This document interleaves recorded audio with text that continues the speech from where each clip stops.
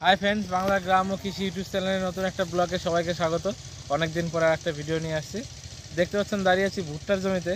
এই বছর ভুট্টার একটা নতুন রোগ দেখা যাচ্ছে। নতুন রোগ নয়, ঠিক আছে, এটা পুরনো রোগই, ভুট্টায় বেশি দেখা যাচ্ছে। তো সেই রোগটা নিয়ে আজকে আলোচনা করব। তো মূল ভিডিওতে যাওয়ার আগে বলি, ভিডিওটা যদি ভালো লাগে তাহলে অবশ্যই লাইক করবে, শেয়ার করবে, সমস্ত চাষি ভাইদের মধ্যে ছড়িয়ে দেবে। আর চ্যানেলটা সাবস্ক্রাইব না করে থাকলে অবশ্যই সাবস্ক্রাইব করবে।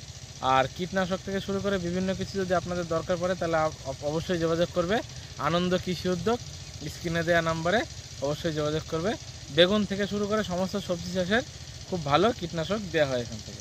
তো চলুন যাওয়া যাক মূল ভিডিওতে।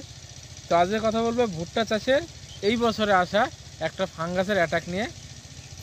দেখুন, ভুট্টা গাছের পাতাগুলো এই যে এরকম পুড়ে পুড়ে যাচ্ছে, মানে পাপড়ের মতন হয়ে যাচ্ছে, পুড়ে পুড়ে যাচ্ছে।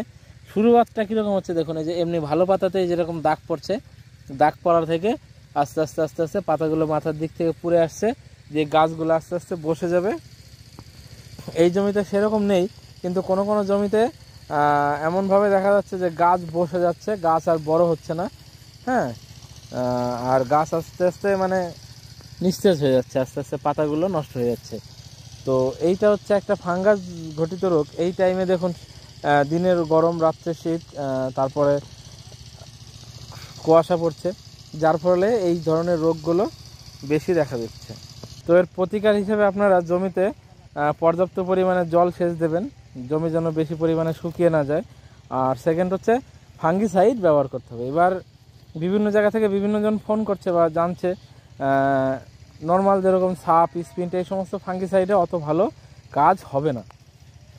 এগুলো আপনারা দিতে পারেন, মানে যদি এই রোগ আসার আগে জমিতে দেন তাহলে অবশ্যই কাজ করবে, কিন্তু এইগুলো একবার লেগে গেলে কাজ করবে না। এগুলো লেগে যাওয়ার পরে আপনারা ব্যবহার করবেন কুপ্রোপেক্স।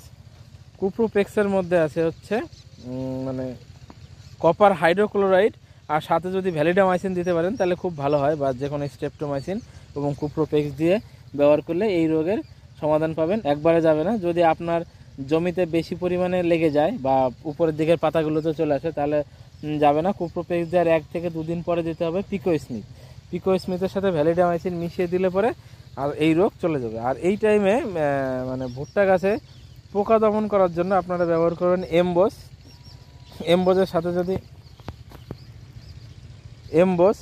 এমবোজের সাথে আপনারা প্রোফেক্স সুপার বা হামলা এই জাতীয় কীটনাশক দিলে খুব ভালো রেজাল্ট পাবেন। তাহলে আশা করি বোঝাতে পারলাম যে ভুট্টার যে রোগটা নিয়ে মানে রোগের প্রতিকার কি। আর ভুট্টাতে অন্য সাধারণত সেইভাবে কোনো রোগ আসে না, বা বেশি রোগ আসে না, এবং ওষুধও বেশি লাগে না। একটু একটু পোকা লাগে, পোকার ওষুধ দিতে হয়। আর এই ফাঙ্গাস জমিতে এই রোগটা আসে, এই রোগের ওষুধ দিলে মোটামুটি চলে। তো বন্ধুরা, আজকে ভিডিও বেশি দীর্ঘায়িত করবো না, আজকে এই পর্যন্তই। তবে আর একটা কথা বলা, আপনাদের বেগুন চাষ থেকে শুরু করে সমস্ত চাষবাস কৃষিকাজের প্রয়োজনীয় ওষুধপত্র যদি দরকার পড়ে তাহলে অবশ্যই যোগাযোগ করবেন আনন্দ কৃষি উদ্যোগ, স্ক্রিনে দেওয়া নাম্বারে, বেথুয়াডুরি, নদিয়া জেলা। তো আজকে এই পর্যন্তই। ভালো লাগলে ভিডিওটা অবশ্যই লাইক করবেন, শেয়ার করবেন, সকলের মধ্যে ছড়িয়ে দেবেন। আপনারা ভালো থাকুন, আপনাদের পরিবারের সকলে ভালো থাকুক, আপনাদের ফসল সবজি সমস্ত কিছু ভালো থাকুক, এই আশাই রাখি। বাই।